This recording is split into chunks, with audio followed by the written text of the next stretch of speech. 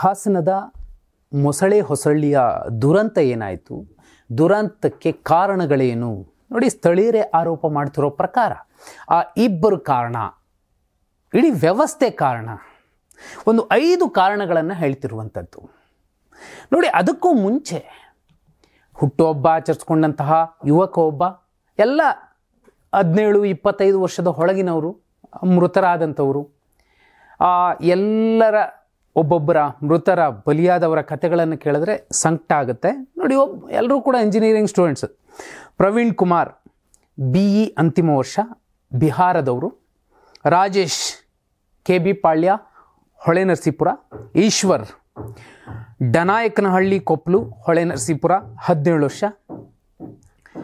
ಕುಮಾರ್ 25 ವರ್ಷ, ಕಬ್ಬಿನಹಳ್ಳಿ, ಹೊಳೆನರಸೀಪುರ. ಪ್ರವೀಣ್ 25 ವರ್ಷ, ಕಬ್ಬಿನಹಳ್ಳಿ. ಮಿಥುನ್ ಗವಿಗಂಗಾಪುರ, ಹೊಸದುರ್ಗ, ಚಿತ್ರದುರ್ಗ. ಪ್ರಭಾಕರ್ ಮತ್ತು ಇನ್ನೊಬ್ಬರು. ಇಷ್ಟು ಜನರಲ್ಲಿ ಎಲ್ಲರೂ ಕೂಡ ತುಂಬ ಯಂಗ್ಸ್ಟರ್ಸ್ಗಳೇ. ಅರೆ ಅವ್ರು ಯಾಕೆ ಒಂದು ಬರ್ಡೇ ಮಾಡ್ಕೊಂಡು ಬರ್ತಾರೆ, ಅಲ್ಲಿ ಗಣೇಶನ ದರ್ಶನ ಮಾಡ್ಕೊಂಡು ಹೋಗೋಣ ಅಂತನೋ ಬರ್ತಾರೆ, ಅದು ಜೋಶಲ್ಲಿ ಬರ್ತಾರೆ ಮೆರವಣಿಗೆಗೆ ಅಂತ. ಅರೆ ರಾಷ್ಟ್ರೀಯ ಹೆದ್ದಾರಿ 373ರಲ್ಲಿ ಒಂದು ಕಡೆ ಪೊಲೀಸರು ಒಂದು ರೋಡನ್ನು ಬ್ಲಾಕ್ ಮಾಡಿದ್ದಾರೆ ಮೆರವಣಿಗೆಗೆ ಅಂತ. ಮತ್ತೊಂದು ರೋಡಲ್ಲಿ ಅದು ರಾಷ್ಟ್ರೀಯ ಹೆದ್ದಾರಿ ಆದ ಕಾರಣ ವೆಹಿಕಲ್ಸು ಕೂಡ ಜಾಸ್ತಿ ಓಡಾಡ್ತವೆ. ಎರಡಕ್ಕೂ ವ್ಯವಸ್ಥೆ ಮಾಡಬೇಕು, ಈ ಕಡೆ ಬರೋ ವೆಹಿಕಲ್ಸ್ಗೆ, ಆ ಕಡೆ ಹೋಗೋ ವೆಹಿಕಲ್ಸ್ಗೆ. ಆದರೆ ಮಧ್ಯದಲ್ಲಿ ಡಿವೈಡರ್ ಹಾಕಬೇಕಾಗಿತ್ತು, ಅದು ಹಾಕಿರಲಿಲ್ಲ ಅನ್ನುವಂಥದ್ದು ಸ್ಥಳೀಯರ ಗಂಭೀರ ಆರೋಪ. ಇದು ಸ್ಥಳೀಯರದಷ್ಟೇ ಅಲ್ಲ, ಮಾಜಿ ಸಚಿವ ರೇವಣ್ಣ ಅವರು ಕೂಡ, HD ರೇವಣ್ಣ ಅವರು, ಪೊಲೀಸರ ದಿವ್ಯ ನಿರ್ಲಕ್ಷ್ಯದಿಂದ ಇದಾಯಿತು ಅನ್ನುವಂತಹ ಗಂಭೀರ ಆರೋಪವನ್ನು ಮಾಡ್ತಾರೆ. ಇನ್ನು ಈ ಪ್ರಕರಣದಲ್ಲಿ ಕೇಂದ್ರ ಬಿಂದು ಆಗಿರುವಂಥದ್ದು ಚಾಲಕ ಭುವನೇಶ್. ಆತ ಕೂಡ ಹೊಳೆನರಸೀಪುರದ ಕಟ್ಟೆಬೆಳಗುಲಿ ನಿವಾಸಿ. ಆತ ಒಂದು ಹಂತಕ್ಕೆ ಸ್ಥಳೀಯರು ಮಾಡ್ತಿರೋ ಆರೋಪದ ಪ್ರಕಾರ, ಯಾಕಂದರೆ ಆತ ಸಿಕ್ಕಿದ ಕೂಡಲೇ ಹೊಡೆದು ಹಾಸ್ಪಿಟ್ಲಿಗೆ ಅಡ್ಮಿಟ್ ಮಾಡಲಾಗಿದೆ ಅನ್ನುವಂಥದ್ದು ಸುದ್ದಿ.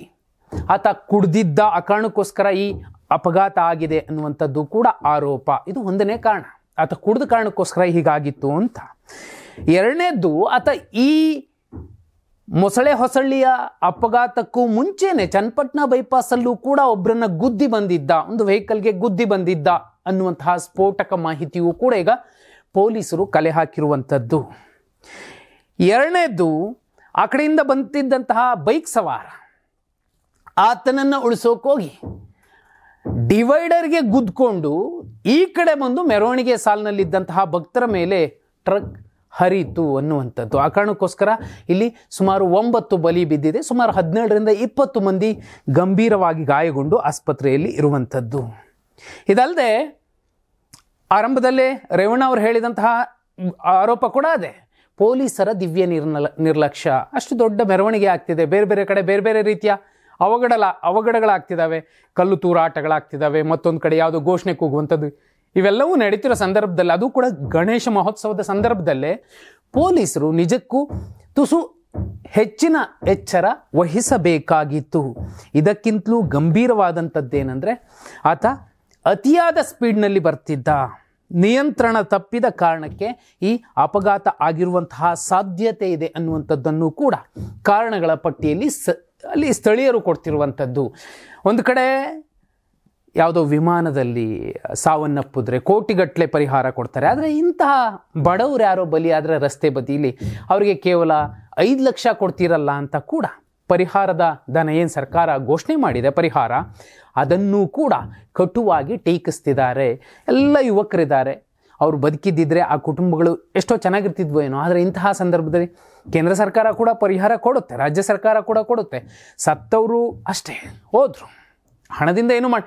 ಆದರೆ ಆ ಹಣಕ್ಕೂ ಕೂಡ ಒಂದು ಬೆಲೆ ಇರಬೇಕಲ್ವಾ, ಅದನ್ನೇ ಜನ ಬಯಸ್ತಿರುವಂಥದ್ದು. ಸರ್ಕಾರ ತುಸು ನೋಡಿಕೊಂಡು ಯಾವುದ್ಯಾವುದೋ ರಾಜ್ಯಕ್ಕೆ ಕೋಟಿಗಟ್ಟಲೆ ಕೊಡುವಂತಹ ರಾಜ್ಯ ಸರ್ಕಾರ ತಮ್ಮದೇ ರಾಜ್ಯದ ಜನ ಈ ರೀತಿ ದುರಂತಕ್ಕೀಡಾದಾಗ ಯುವಕರು ಅವ್ರಿಗೆ ದೊಡ್ಡ ಮಟ್ಟದ ಪರಿಹಾರ ಕೊಡುವಂಥದ್ದು ಸರಿಯಾದಂತಹ ಕ್ರಮ ಅನಿಸುತ್ತೆ.